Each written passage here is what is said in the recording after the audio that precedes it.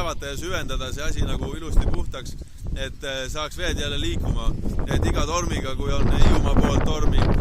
siis on siit poolt riiki vett täis ja teisel pool on kuivalt ja täna on vastupidi, et seda uhuks, seda hõljuvat jamasid väga palju edasi, kõik nagu tatt pehme ja ma usun, et saab siia elu tagasi. Praegu on siin surnu meri ainult parvedega Kokre ja